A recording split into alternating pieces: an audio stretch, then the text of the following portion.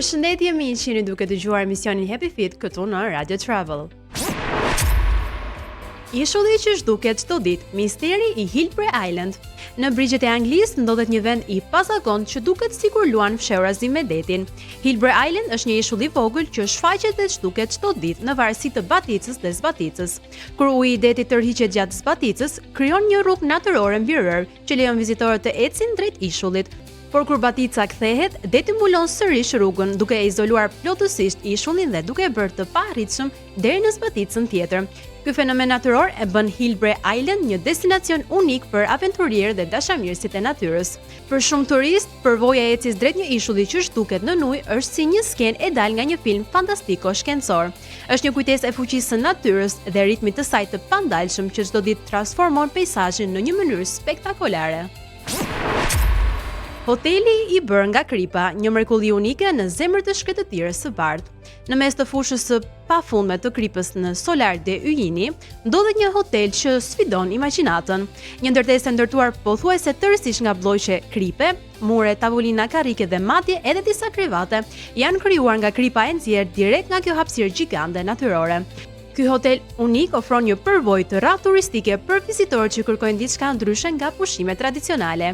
I rrethuar nga një peizazh që duket si një pasqyrë gjigande në qiellin blu, hoteli i kripës u jep turistëve ndjesinë sikur po qëndrojnë në një botë tjetër. Gjatë ditës, drita e diellit reflekton mbi sipërfaqen e bardhë të kripës, duke krijuar një pamje mahnitse për fotografi, ndërsa natën qielli i mbushur me yje e bën eksperiencën edhe më magjike. Muzika e rrugës nga balonat, arti që luan me erën në Berlin. Në rrugët artistike të Berlinit, një formë e re arti po tërheq vëmendjen e kalimtarëve dhe turistëve. Artistë vendas kanë krijuar balona të posaçme që prodhojnë tinguj sa herë që fryen era, duke e kthyer ajrin në një dirigjent natyror. Balonat vendosen në hapësira publike, parqe apo rrugë të hapura, dhe ndërsa era lëviz, ato lëshojnë tingull të lehtë melodike, duke krijuar një muzikë spontane dhe të papërsëritshme.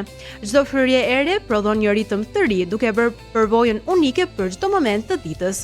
Ky projekt artistik ndërthur natyrën me krijimtarinë urbane, duke sjellë një atmosferë relaksuese në mes të zhurmës së qytetit. Kalimtarët shpesh ndalen për të dëgjuar meloditë e pazakonta dhe për të filmuar këtë eksperiencë të rrallë, e cila është bërë pjesë e skenës alternative kulturore të Berlinit. Fshati që jeton pa energji elektrike, jeta e thjeshtë në Sakhalin Village. Në një zonë të largët dhe të qetë ndodhet Sakhalin, ku një komunitet i vogël ka zgjedhur të jetojë ndryshe nga pjesa tjetër e botës moderne. Në këtë fshat, banorët kanë vendosur të jetojnë pa rrjet tradicional energjie elektrike, duke u mbështetur kryesisht në energjinë diellore dhe në tru për ngrohje dhe gatim. Banorët shprehen se kjo mënyrë jetese i ka bërë më të vetëdijshëm për burimet natyrore dhe për rëndësinë e ruajtjes së mjedisit. Ata kultivojnë ushqimet e tyre, ruajnë tradita dhe bashkëpunojnë si një komunitet për të përballuar sfidat e përditshme. Ndërsa bota po bëhet gjithnjë më e varur nga teknologjia, ky fshat tregon se është ende e mundur të jetosh në harmoni me natyrën. Rrugët që ndryshojnë ngjyrë, inovacione që po transformojnë qytetet në Kinë. Në disa qytete të Kinës, teknologjia po ndryshon edhe mënyrën se si duken rrugët.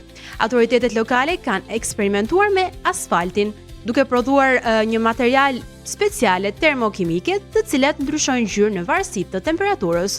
Kur temperaturat rriten gjatë verës, sipërfaqja e rrugës mund të marrë një nuancë më të çelët për të reflektuar më shumë rrezet e diellit dhe për të ulur nxehtësi. Ndërsa në temperatura më të ulta, ngjyrat kthehen në tonet e saj më të errta. Ky sistem synon të ndihmojë në reduktimin e efektit ishull i nxehtësisë në zonat urbane dhe të përmirësojë sigurinë rrugore. Ekspertët thonë se përveç aspektit estetik, kjo teknologji mund të ndihmojë në menaxhimin më të mirë të temperaturave ekstreme dhe në paralajmërimin e shoferëve për ndryshime të papritura në kushte atmosferike. Dhe me këtë lajm ne kemi arritur në fund të Happy Fit edhe për ditën e sotme, por ne do të dëgjohemi sërish nesër vetëm në Radio Travel.